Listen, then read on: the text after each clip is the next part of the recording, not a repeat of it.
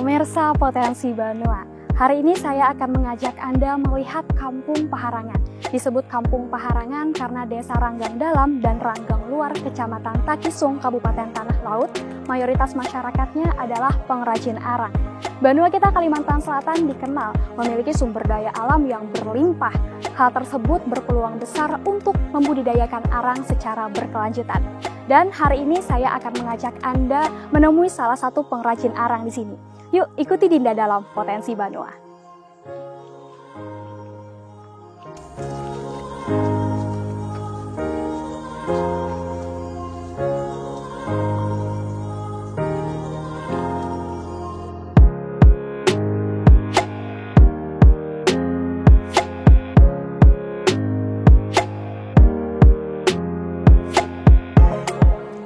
Warga Desa Ranggang Luar dan Ranggang Dalam di Kecamatan Takisung, Kabupaten Tanah Laut, dikenal memiliki keahlian membuat arang kayu di Kalimantan Selatan. Keahlian warga Desa Ranggang Luar dan Ranggang Dalam dalam mengolah arang kayu diperoleh tidak lepas dari sejarah masuknya bangsa Jepang di wilayah ini. Dari cerita mulut ke mulut warga perajin arang kayu, saat penjajahan Jepang, hampir semua warga di desa ini dan pendatang dari Pulau Jawa yang dibawa Jepang saat itu dipaksa membuat arang kayu untuk keperluan bangsa Jepang. Sehingga sampai sekarang, mayoritas warga di Desa Ranggang Luar dan Ranggang Dalam memiliki keahlian membuat arang kayu.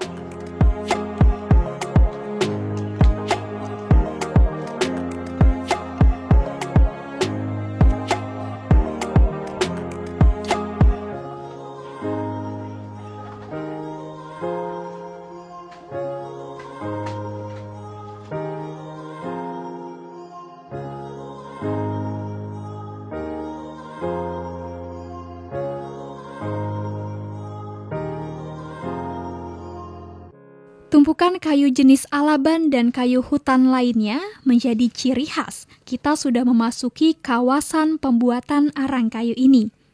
Karena dari potongan-potongan kayu inilah arang kayu dibuat. Pak Kamar, berbicara terkait dengan jenis bahan baku. Bahan baku kayu apa saja sih Pak yang bisa dijadikan arang? Sebenarnya sih untuk semua barang bahan baku bisa dijadikan arang. Kayu lah. Nah, cuma untuk saat ini kita terpaku pada alaban sama kayu hutan. Oke, kayu hutan yang mana yang alaban? Nah, untuk kayu hutan, ini kayu hutan, dan ini alaban. Oke, ini kayu hutan, ini alaban, begitu ya Pak ya. Kenapa dibedakan jenisnya Pak?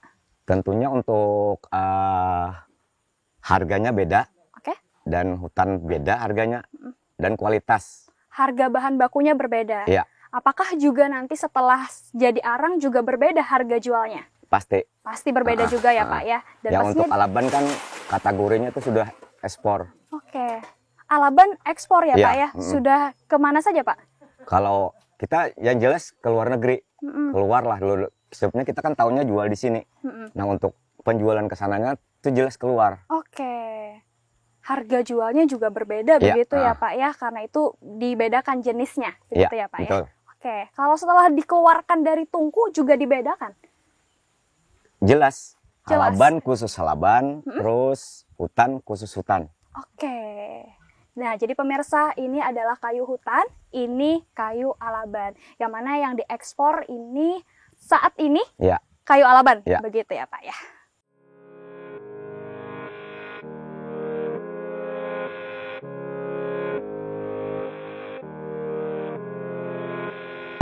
Bahan baku kayu alaban yang sudah dipotong sesuai ukuran panjang, kemudian satu persatu dimasukkan dan disusun ke tungku pembuatan arang.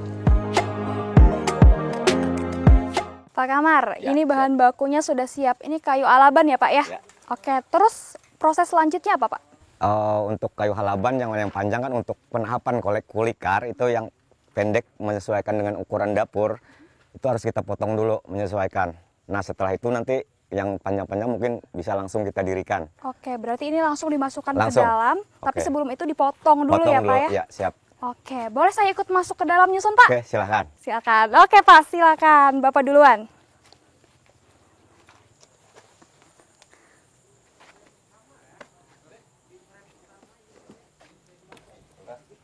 pemirsa, ini kayu yang sudah kita masukkan ke dalam tungku dan kita akan susun ya Pak ya? Ya. Nah, bagaimana cara menyusunnya nih Pak? Aku satu lah ya. Satu-satu ya Pak Ya, oke. Nah, ini kita pasang untuk kulikar. Iya. Oke. Yang dipotong tadi. Gitu ya Pak ya? Ya. Oke, lagi kita susun nih Pak. Sampai penuh Pak? Ya, sampai penuh. Sampai penuh ya. Oke.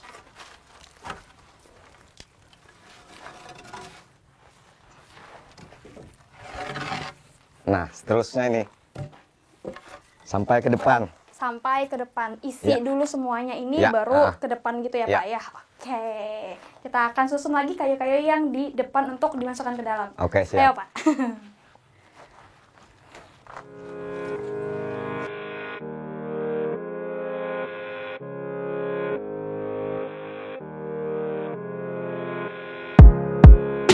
Nah pemirsa, penyusunan potongan kayu sesuai jenis kayu guna memudahkan kelompok arang yang nantinya dihasilkan. Seperti potongan kayu alaban yang memiliki harga arang lebih mahal dari kayu hutan biasa.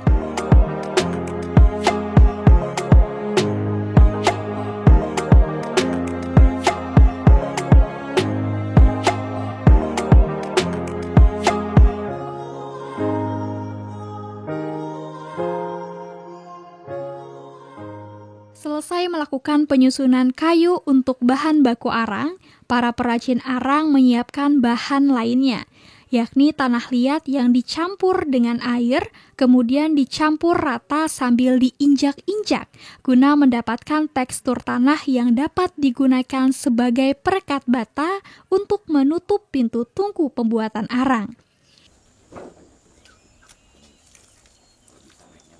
Pak Kamar, Iya. ini injak-injak tanah ini proses apa, Pak? Ini untuk perekat bata nanti untuk menutup muka dapur. Oke, sebelum pembakaran. Oke, berarti harus direkatkan dulu ya, Pak ya, untuk menutup tungkunya. Ya, Terus ini terbuat dari tanah apa, Pak? Tanah biasa aja, tanah biasa. Oke. Cuma kita udak agar nantinya bisa merekat. Oke, ini adalah tekstur tanah yang nanti yang akan dipasangkan. Oke, berarti diinjak-injak ini untuk membentuk tekstur yang seperti ini ya, Pak ya. Saya boleh pegang? Boleh, boleh. Oke.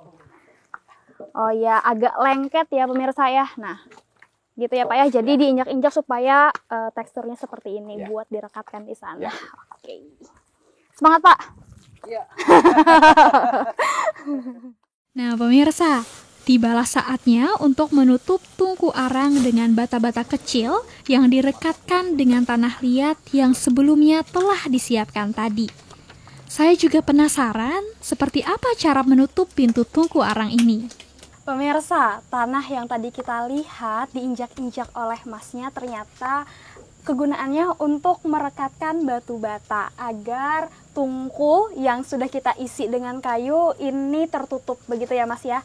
Dan saya akan merasakan sendiri bagaimana sih merekatkan batu bata dengan tanah yang tadi diinjak oleh masnya.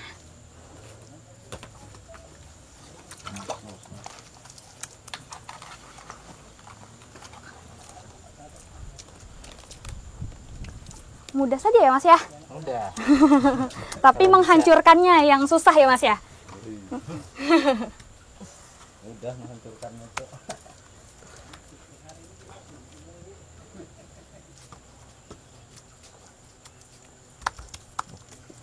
Dua lagi.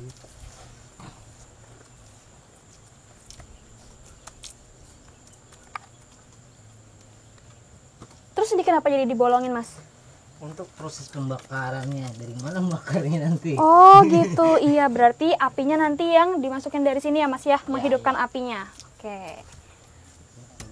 Oke, beres. Nah, sudah selesai pemirsa. Masnya lagi ya? Oke, nanti kita akan melihat bagaimana proses selanjutnya setelah batu bata ini terpasang sampai atas.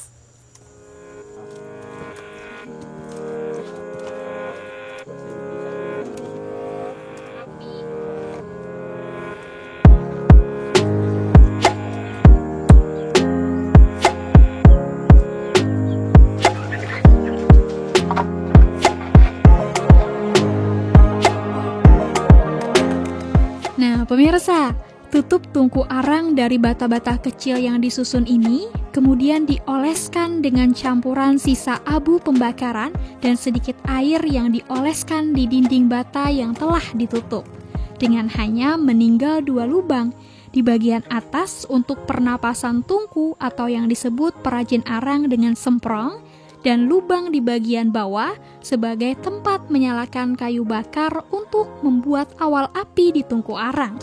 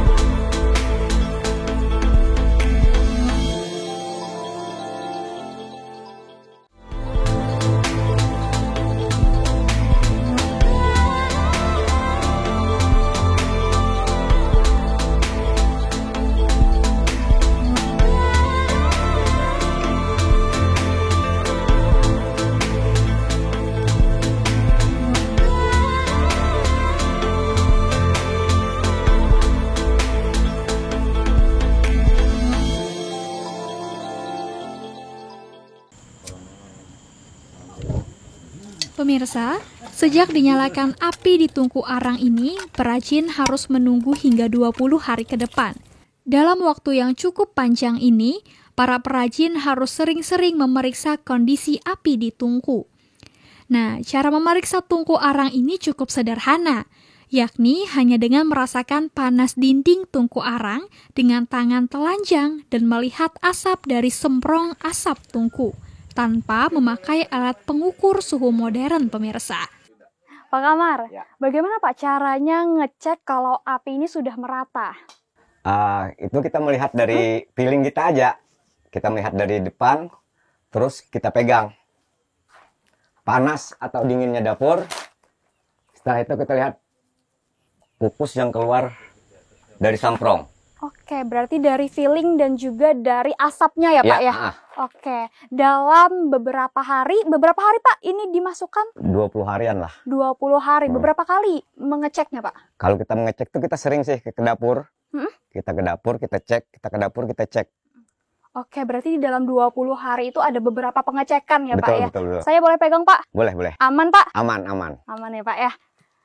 Wah, pemirsa ini agak hangat ya Pak ya? Kalau di dalam tungku ini sudah berapa hari Pak? Ini sudah 4 hari, jalan 4 hari ini sudah. Oke, sudah 4 hari, jadi tungkunya masih terasa hangat ya Pak ya? Iya. Tapi kalau sudah 19 hari, panas sekali. Bukan main sudah. Panas sekali ya Iya, Pak ya? menyengat sudah. Oke, baik. Setelah 20 hari, baru nanti Arang akan ditentukan masak.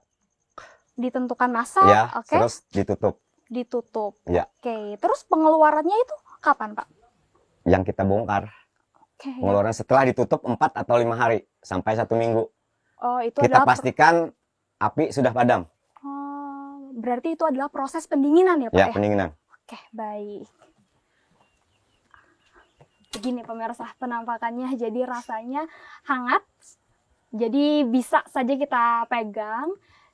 Tapi ini tungkunya berada dalam jangka waktu 7 hari yang saya pegang ini.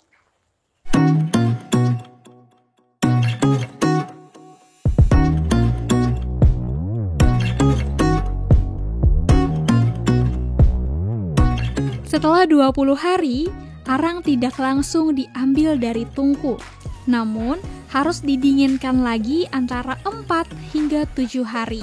Barulah tungku bisa dibuka untuk mengambil arang, pemirsa. Pemirsa, tadi kita sudah tahu bagaimana cara memelihara arang di dalam tungku. Nah, sekarang ada proses apa lagi nih, Pak? Untuk saat ini kita sedang melakukan pembongkaran. Nah, sekarang bisa kita lihat nantinya untuk mereka mengeluarkan arang dari dapur dan itu bisa kita lihat langsung nantinya. Oke, ini berapa lama Pak di dalam tungku ini? Untuk pemeliharaannya itu selama 20 hari. 20 hari ya Iya. Pak ya. Kita bisa langsung ke sana Pak? Bisa? Bisa ya Pak ya? Oke. Boleh Pak? Ke sini ya Pak ya? Ya. Oke.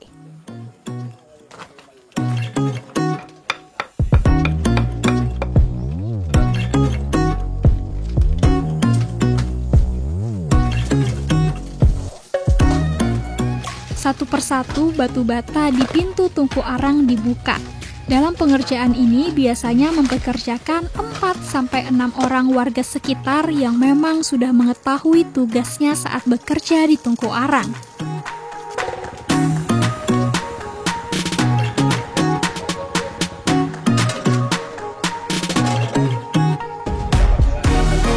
Nah, Pak, tadi kan sudah dibongkar. Lalu ini ada Oke. proses apa lagi nih, Pak? Ini pengeluaran arang yang sudah lama 20 hari di dalam, ini mau dikeluarkan. Oke, Dinda penasaran nih bagaimana wujud penampakan kayu yang sudah 20 hari tadi ya Pak ya, sudah menjadi arang. Siap, Boleh kita siap. langsung masuk Pak? Boleh, silakan. Oke. Silakan Pak, Bapak duluan. Oke, pemirsa, saya sudah berada di dalam tungku arang dan suasananya memang panas sekali. Dan saya sudah bisa mengambil arang yang sudah jadi ini ya Pak ya. Ya. Oke, ini sudah dingin nih pemirsa karena sudah 20 hari. Begitu ya, Iya, Pak ya. Tutupannya 1 minggu lah, 1 minggu. Oke, Tutup. 1 minggu. Dari itu kan kita tutup 1 minggu. Oke, jadi ini dikeluarkan manual dengan tangan sendiri gitu ya Pak? Menggunakan tanduan nantinya. Oke, berapa banyak Pak biasanya orang yang bekerja di dalam satu tungku ini? Dari 5 sampai 8 lah orangnya. Oke, kita boleh langsung mengangkat arangnya itu Pak? Bisa. Yuk Pak, kita angkat.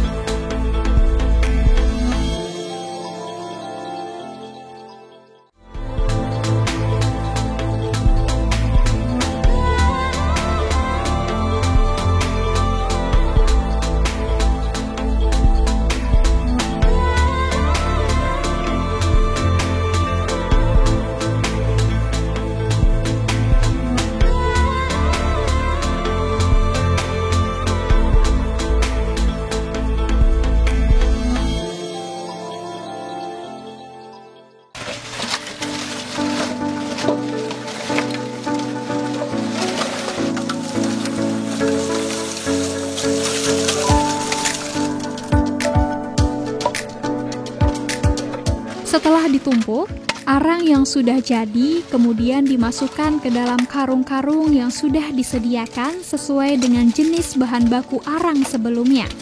Karena jenis kayu bahan baku arang juga akan berbeda dalam harga penjualan arang.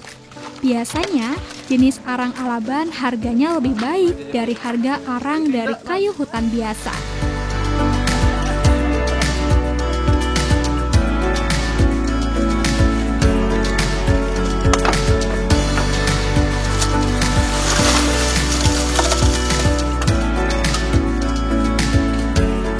Setelah pembongkaran tungku, lalu juga kayu-kayu dibawa keluar, ini ada proses apa lagi nih Pak? Ini untuk tahap selanjutnya mereka mengarung. Arang yang sudah dikeluarkan ini dikarung oleh beberapa orang. Oke, buat di? Nantinya kita ada pembeli. Pembeli yang kesini. Cuma arang ini kan setelah kita karungi 1 malam, besok baru dimasukkan ke truk, terus besoknya baru dikirim ke gudang. Oke, terus kalau dalam satu tungku ini ada beberapa karung Pak?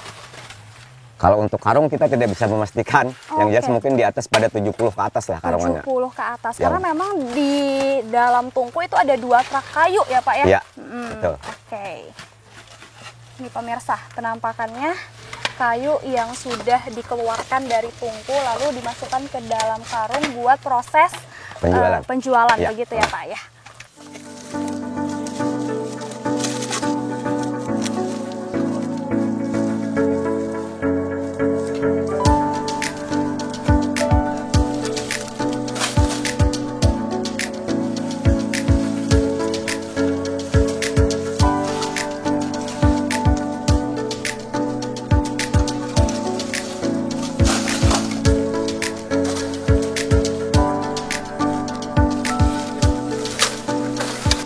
Nah, pemirsa, untuk sebagian limbah arang yang berukuran kecil, biasanya di Desa Ranggang akan dipilah para ibu-ibu yang datang ke areal tungku arang. Arang-arang yang kecil ini kemudian dikumpulkan dan mendapatkan upah hasil mengumpulkan arang kecil dari pemilik arang.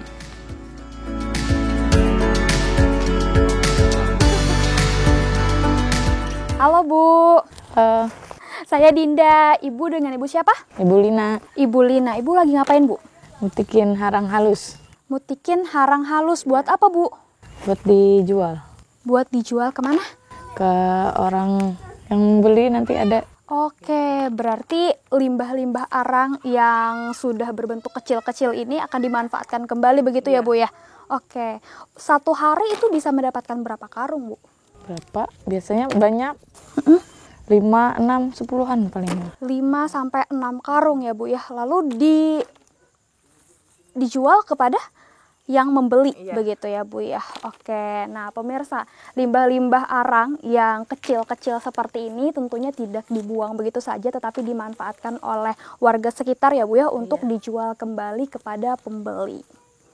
Saya bantu ya Bu ya. Ya.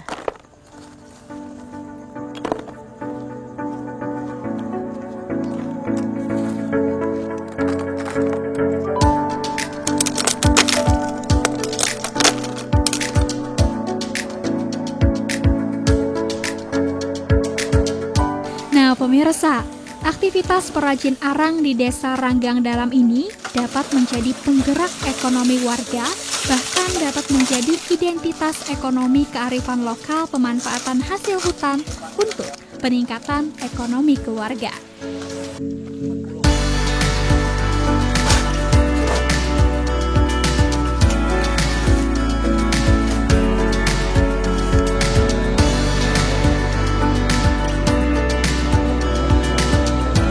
Pemirsa, sudah tahu kan bagaimana proses budidaya arang?